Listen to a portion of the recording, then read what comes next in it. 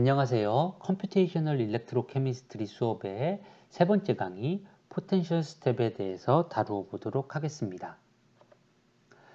우리는 렉처 2에서 스테디 스테이트 문제를 풀었죠. 하지만 우리가 궁극적으로 풀고 싶어 하는 것은 물론 시간에 따른 문제일 것입니다. 타임 디펜던트 프로블럼을 풀기 위해서 먼저 문제를 정확하게 정의를 하는 것이 필요할 텐데요. 우리가 풀고자 하는 것은 이 컨센트레이션에 따른 리니어 디퓨전 이퀘이션을 풀고 싶어 합니다. 이 컨센트레이션은 공간과 시간의 함수로 나타나기 때문에 이것의 공간상의 변화와 시간상의 변화가 어떻게 연결되어 있는지 알고자 합니다. 이와 같은 리니어 디퓨전 이퀘이션이 적합하기 위해서는 먼저 우리가 다루고 있는 문제가 매스 트랜스퍼가 주가 되는 문제여야 될 것이고요. 또한 매스 트랜스퍼가 주로 디퓨전에 의해서 나타나야 될 것입니다. 이러한 가정하에서 이 문제를 다루어 보도록 하겠습니다. 이 문제를 다루기 위해서는 조건들이 좀 더 필요하게 될 텐데요. 그때 나타나는 조건들을 하나하나 살펴보도록 하겠습니다. 시간이 제로였을 때 t = 제로에서는 초기에는 환원 반응이 일어나지 않아서 표면에서도 벌크 솔루션의 컨센트레이션을 가지고 있다고 생각을 하도록 하겠습니다. 그리고 전극에서부터 멀리 떨어져 있는 부분에서는 어떤 반응이 일어나더라도 그것을 감지하지 못하고 계속해서 벌크 솔루션의 컨센트레이션을 가지고 있다고 생각을 할 것이고요. 그런데 T가 0이 되는 그 순간 갑작스럽게 음의 전압을 강하게 인가를 해 주어서 전극에서의 O 덴시티를 0으로 만들어 주도록 하겠습니다. 갑작스러운 전극에서의 O 덴시티의 변화에 따라서 시스템 전체의 O 덴시티가 시간에 따라서 어떻게 변화해 나가는지를 다루고자 하는 것이 우리의 목표입니다. 이 문제의 어널리틱 솔루션은 바드책에 나와 있는데요. 컨센트레이션에 대해서는 이렇게 에러 펑션의 형태로 나타나게 된다고 하네요. 에러 펑션은 0에서부터 시작해서 1로 끝나는 함수가 되고요. 이와 같은 부드러운 곡선을 나타내고 있는데 다만 이 어널리틱 솔루션을 보게 되면 이 포지션 x가 시간에 대한 함수로 스케일이 되게 됩니다. 시간이 작았을 때는 좁은 영역 안에서 이 에러 펑션이 나타나게 되다가 시간이 점점 길어지게 되면 그러면 더 넓은 범위에 걸쳐서 에러 펑션이 나타나게 될 것이라는 것을 알 수가 있고요. 이로부터 커런트는 다음과 같은 식으로 나타나게 된다고 합니다. 오늘 뉴메리컬 시뮬레이션을 통해서는 주로 이 CO 를 구하는 것을 목표로 할 것이고요. 커런트는 이로부터 손쉽게 구해낼 수 있을 것이라 생각이 됩니다.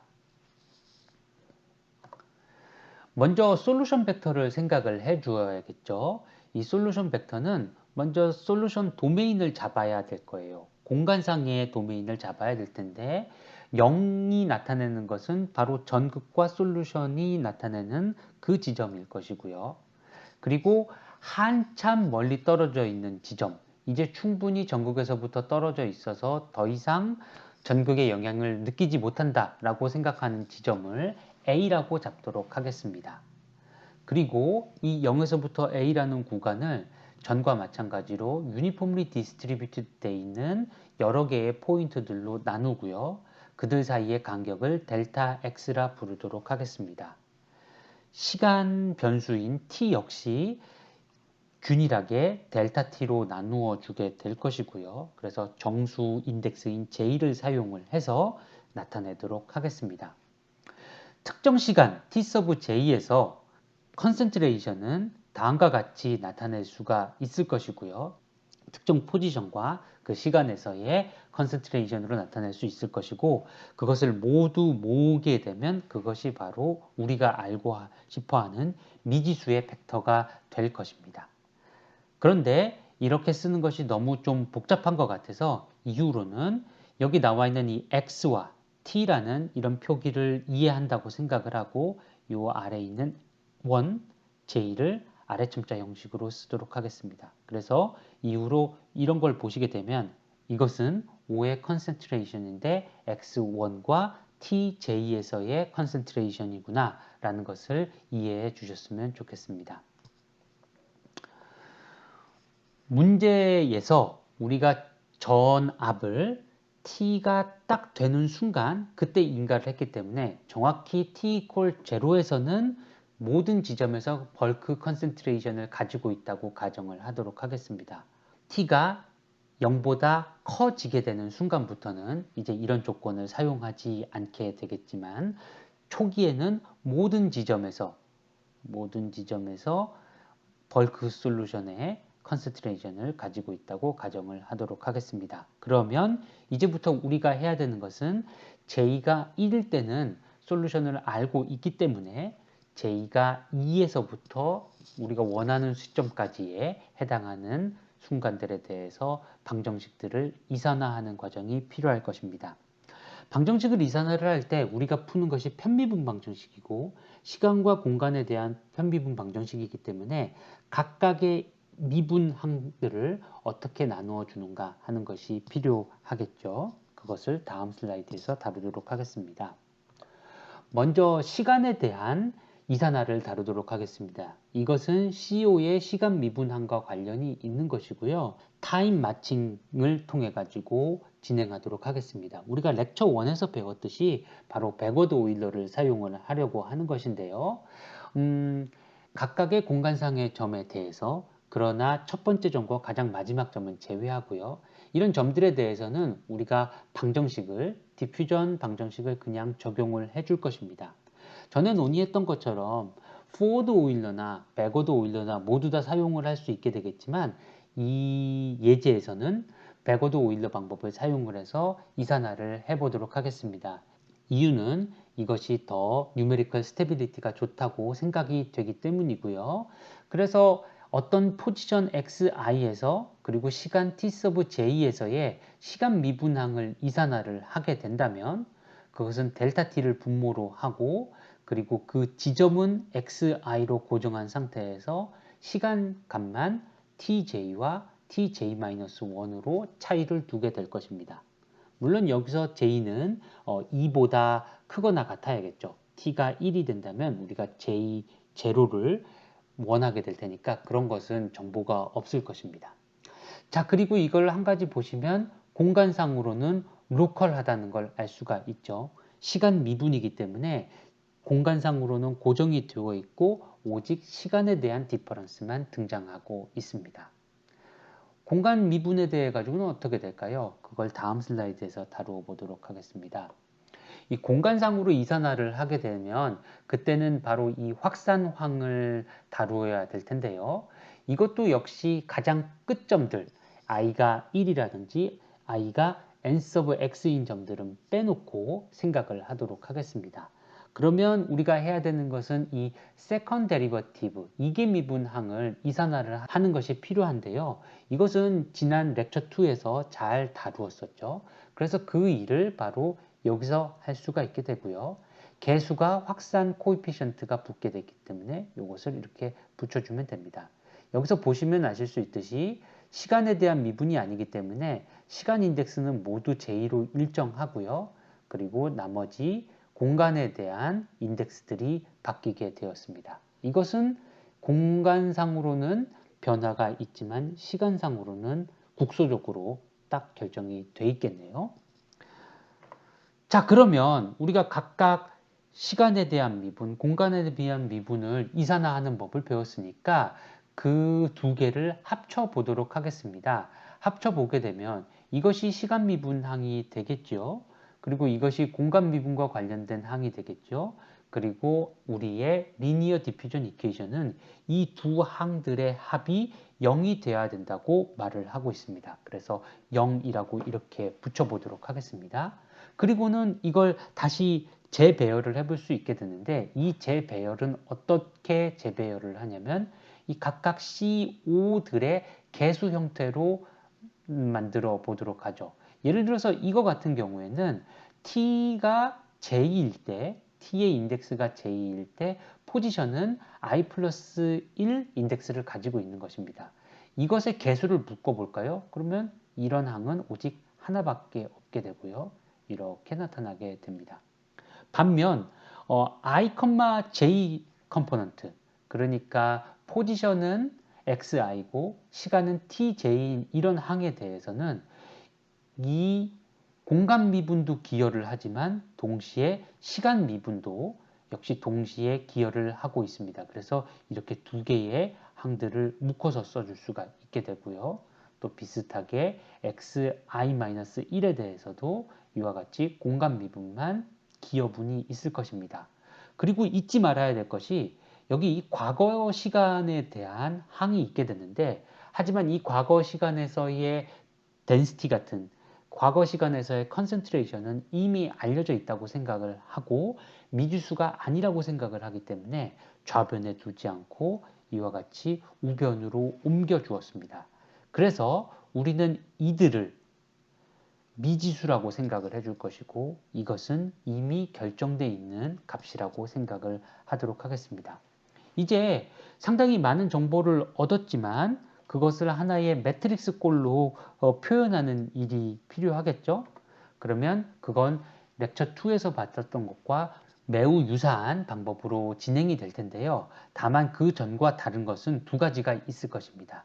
그 전에는 이 개수들 간의 비가 1, -2, 1이었다면 이제는 그들 사이에 비가 조금 바뀌어져 있다는 것이고요.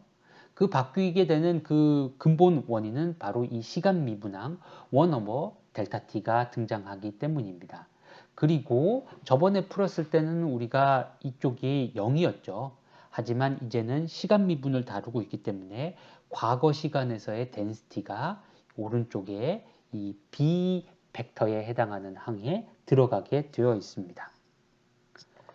자, 지금까지 우리는 i 값이 공간에 대한 인덱스 값이 2에서부터 nx-1일 때까지를 다루어 주었는데요. 가장 끝에 있는 두 점에 대해서 다루어 주어야지만 완전한 시스템을 만들 수가 있겠습니다. 바운더리 노드 i가 1인 이곳은 바로 x 좌표가 제로에 해당하는 것이고요. 전극에 해당하겠죠. 이곳에서는 컨센트레이션이 0이라는 그런 조건을 사용을 하도록 하겠습니다. 물론 J, 타임 인덱스 J가 2보다 크거나 같을 때요. 그래서 다음과 같이 이렇게 정해주면 그러면 컨센트레이션이 포지션 x1에서 임의의 타임 t 서브 j에 대해서 0이다. 이렇게 인가가 되겠죠. 반면 i가 n 서브 x일 경우에 가장 멀리 떨어져 있는 x가 a인 지점이라고 생각을 한다면 그때는 0 대신에 벌크 컨센트레이션을 가지고 있을 것입니다. 그래서 이와 같은 형태로 나타나 줄 수가 있을 것이고 그 값이 c 서브 5의 스타 값을 가지게 될 것입니다. 이제 우리는 모든 로에 대한 정보를 다 가지고 있고요.